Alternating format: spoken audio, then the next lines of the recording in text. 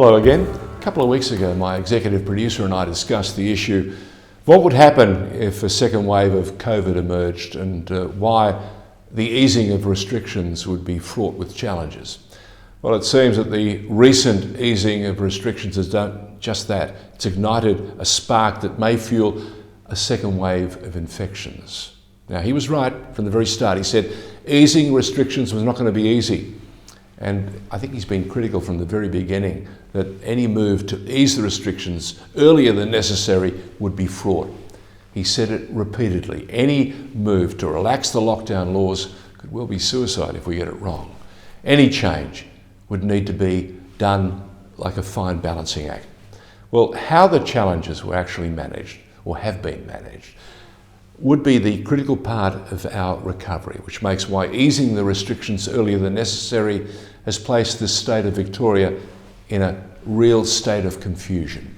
Victoria is experiencing a kind of vortex, moving forward without any plan on what to do, which was openly admitted by Victoria's Chief Medical Officer, Brett Sutton, who said, if we are unable to contain what appears to be a potential outbreak, then there's no plan B.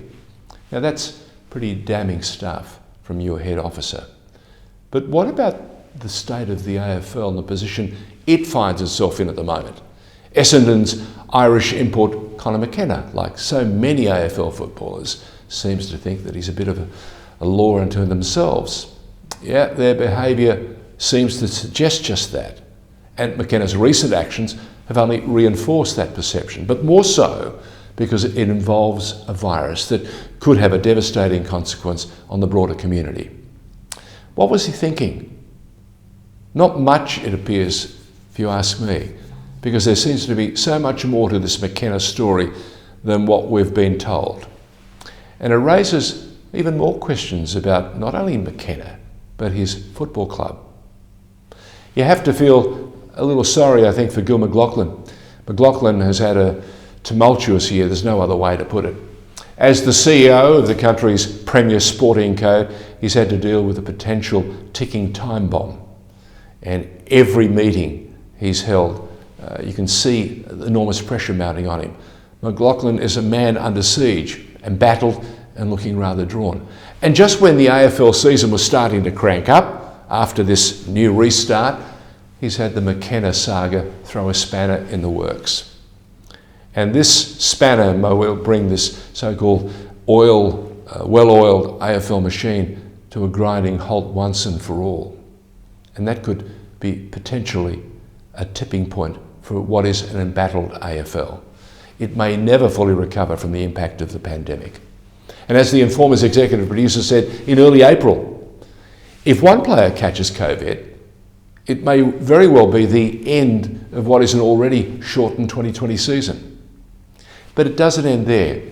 There's been another layer, another twist in the saga. You see, McKenna, 5 days after he tested positive to COVID-19, then tested negative. Yes, negative. And a third test has also shown him to be negative. Now, if true, it's quite extraordinary. The bigger story may well be not about McKenna, but the quality of the testing. Now, if McKenna is well and can play, it raises other questions over the legitimacy of the testing regime. And the questions don't end there. What about the AFL's duty of care to McKenna and every other player involved in the competition? Should McKenna be allowed to play against Carlton on Saturday at the MCG and another player contracts COVID? There may well be a legal suit in the offing, and the AFL may have committed suicide.